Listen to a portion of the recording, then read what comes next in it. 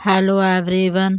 आज हम बात करेंगे कि कृष्ण और राम कॉन्शियसनेस क्या होते हैं और इसका हमारी जर्नी में क्या रोल होता है और यह 369 पोर्टल के साथ कैसे कनेक्ट होते हैं। 369 यह वीनस का नंबर है। यह आपको सब कुछ देगा। जब आप बैलेंस हो जाते हैं तो जब नेगेटिव सोचते हो तो नेगेटिव मिलता है, अगर पॉजिटिव सोचते हो तो पॉजिटिव मिलता है। जो सोचोगे वही मिलेगा। लेकिन अगर आप इनबैलेंस हो तो जो मर्जी सोचते रहो, आपको कुछ नहीं मिलने वाला। तो हम बात कर रहे थे कि 369 का मतलब क्या है। 3 डायमेंशन मतलब आप एक्टर हो, ऑडियंस भी आप हो। 6 और 9 मतलब ऑथर भी आप हो, आप अपनी कहानी को लिखने वाले हो।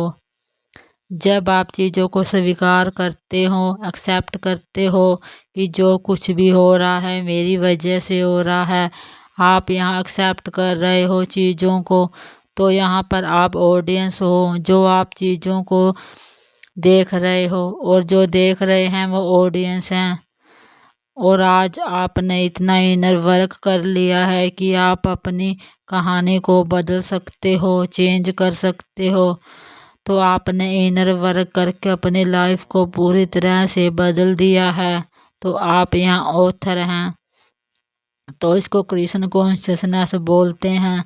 कृष्ण कॉन्शियसनेस में क्या आता है कि आप एक्टर भी हैं, आप ऑडियंस भी हैं और ऑथर भी आप ही हैं।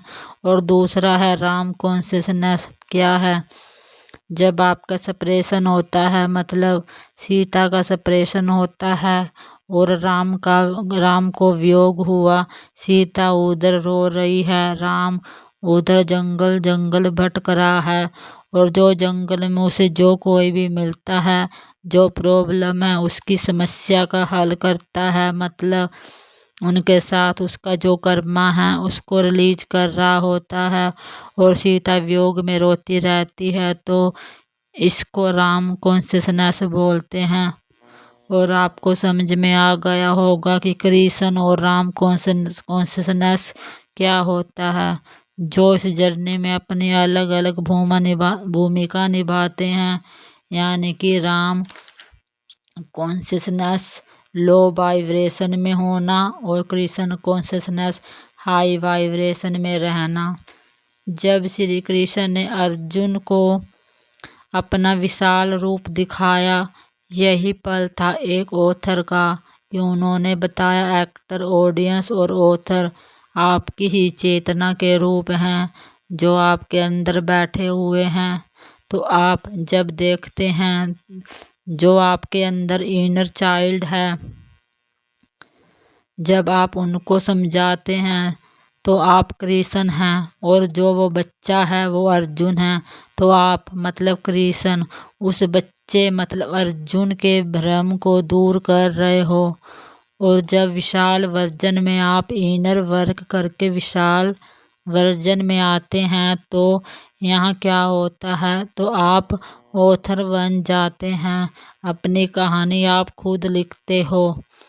तो यही ट्विन फ्लेम जर्नी का सार है। जैसे ऋषि मुनि महापुरुष अपनी जीवनी लिख के चले गए, वैसे ही आप भी इस ट्विन फ्लेम जर्नी के सार को खुद लिखते हैं। यही 369 का सार है।